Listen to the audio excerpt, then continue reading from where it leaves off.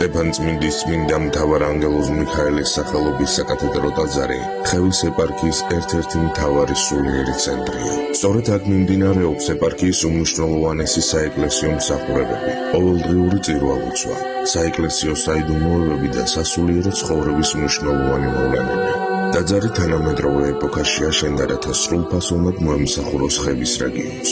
მიუხედავად იმისა, რომ ყაზბეგი ცნობილია უნიკალური ისტორიული სიწმინდეებით, მათ შორის გერგეტის სამებითა და თრუსოს ხეობის უძველესი ეკლესიებით, წმინდა მთავარანგელოზ მიქაელის სახელობის საკათედრო ტაძარი დღეს წარმოადგენს ეპარქიის მთავარ საეკლესიო კერას, სადაც ეპარქიის მღვდელმთავრის ლოცვა-კურთხევით სრულდება ახალ სასულიერო პირთა ხელდასმაც.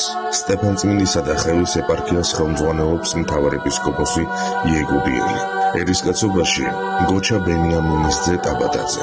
იგი 1964 წლის 30 იანვარს ჭიათურის მუნიციპალიტეტის სოფელ ზედაბერითისაში დაიბადა. მომავალი მღვდელმთავარი სწავლობდა საგურამოს სკოლაში, შემდეგ კი ტექნიკურ სასწავლებელსა და საქართველოს ტექნიკურ უნივერსიტეტში. ახალგაზრდობაში მსახურობდა სამხედრო სამსახურში, მონაწილეობდა სამაჩაბლო სამშვიდობო ოპერაციაში და სხვადასხვა პროფესიით მუშაობდა. მოგვიანებით, როგორც თავად აღნიშნავს, ცხოვრებისეულმა განსაცდელებმა იგი ღვთისგზამდე მიიყვანა. 1994 წელს მან მონასტრული ცხოვრება აირჩია.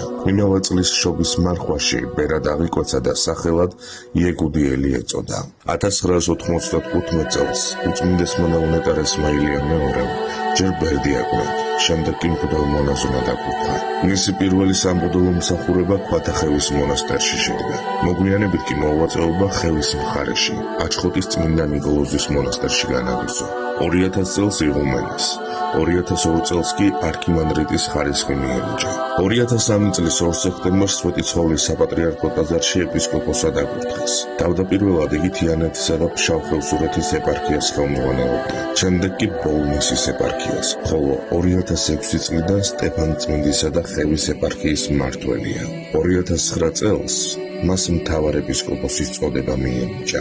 დღეს მთავარეპისკოპოსი იეგუდიელი განაგრძობს მრავალწლიან სამწყსო მოღვაწეობას. მისი ხელმძღვანელობით ხევის ეპარქიაში ვითარდება საეკლესიო ცხოვრება, აღდგება ტაძრები, ძლიერდება სამონასტრო ცხოვრება და მრევლის სულიერი აღზრდა.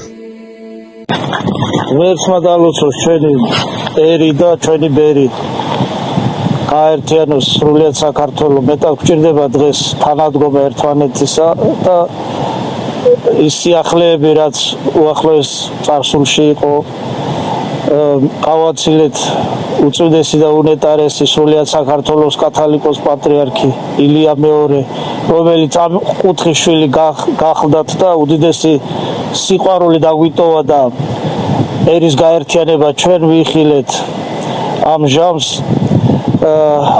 ეს ტყუილ უბრალოდ არ ჩაივლის მისი შრომა, მისი ამაგი და მისი ლოცვა-კურთხევით ჩვენ ისევ ფეხზე გევართ და ისევ აგრძელებთ ცხოვრებას და ახლად არჩეულ პატრიარქს შიო მესამეს უსურებთ წარმატებებს, გაძლიერებას, ღვთისშეწევნას და ჩვენი ეკლესიის სიმტკიცეს.